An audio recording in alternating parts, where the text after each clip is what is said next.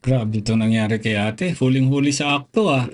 Ang ginawa nito, ginawa ba niya o ginawa ng amo? Kilala niyo ba ito? Taga Jeddah to eh.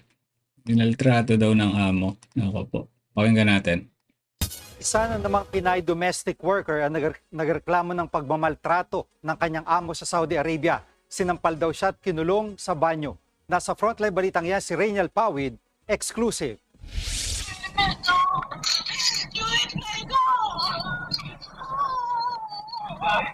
Sa huling tawag ng domestic worker sa Saudi Arabia na si Rishelin Olit sa kanyang ama, rinig ang pagmamakaawa niya sa amo na pauwiin na siya ng Pilipinas. Umiiyak pa ang Pinay sa among lalaki.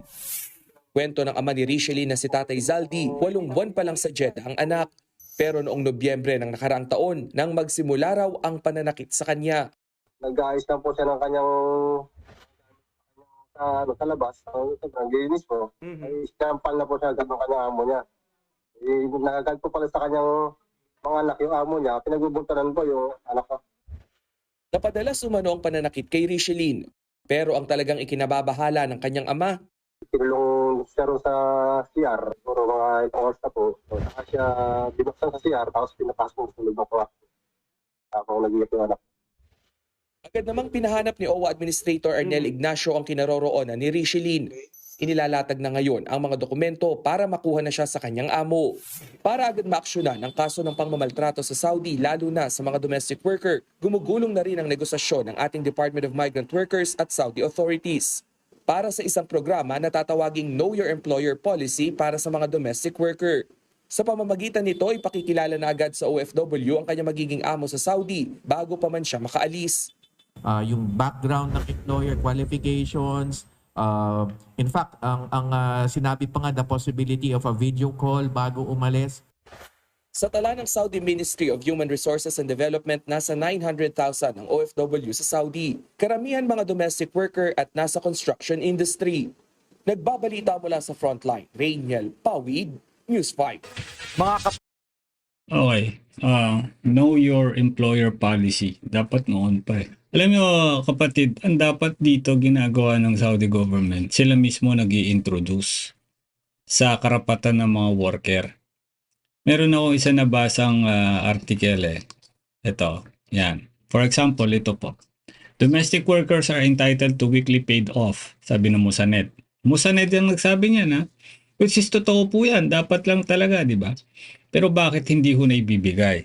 Kasi hindi ho alam ng ibang employer at hindi ho nalalaman ng Estado, gobyerno ng Saudi government na marami sa mga lokal ang hindi ho nagbibigay ng day off sa kanilang mga worker. Bakit ho kailangan malaman ng mga employer na may karapatan ang mga worker nila para hindi ho maabuso? 'Di ba? For example, basahin natin, no? Sabi dito, ito, batas to eh. Domestic workers are entitled to one paid off week each week according sa Musanet platform, which is associated with the Ministry of Human Resources and Social Development. This is to make sure that they are comfortable and can perform better than other working days. Kung yung worker po, pagod, walang sapat na pahinga, taban, ay paano niya ma-execute yung trabaho niya na maayos? Diba? Yun ang problema sa Saudi government eh. Sinabi dito sa article na to, publishing the law and regulation governing domestic worker in the kingdom also help to improve awareness of the rights of workers and employers, which kailangan talaga. Diba? Kailangan talaga ilabas nila sa TV, sa Twitter, kasi kung saan maraming mas nag-i-engage yung mga Saudi local sa mga bali-balita. Kasi kung hindi nila gagawin yan, patuloy yung bibingi-bingihan ng mga lintik na Arabo. 'Di ba? Mga employer. Whether Arab man yan or hindi, employer sa Saudi Arabia, kailangan malaman nila yung tunay na nangyayari sa mga OFW, hindi lang sa OFW. 'Di ba? Kaya I agree with this, publishing the law and regulations can help boost the awareness for many employers who are not following the law of the Saudi government, Saudi Arabia. 'Di ba? Tama din naman yung nasa isip gawin ng DMW. Know your employer. Pero ang problema dito, it applicable lang sa mga tao, sa mga palabas ng bansa. How about those Filipino lumipat sa ibang employer? How would they know? Wala namang ganun eh. 'Di ba? How would they know? Yung nililipat sa ibang employer, how would they know? 'Di ba? Alam mo, nasa butas tayo ng karayom na hindi natin malusutan. Kasi itong pagmamaltrato has different faces eh. 'Di ba iba't ibang mukha ito eh. Maaaring ibenta ito sa ibang tao without the knowledge of the agency sa Pilipinas. 'Di ba? Kakulangan ng communication. Maaari din 'yon. Kaya ang pag-abroad talaga hindi ho talaga sigurado kung suswertehin ka o hindi. Just like itong si ate. Imagine mo 8 months pa lang si Jeddah naka-experience na ng ganong pagmamaltrato. Hindi natin alam ano yung punot dulo, pero the worker does not deserve any form of abuse. 'Di ba? Di nila deserve 'yun.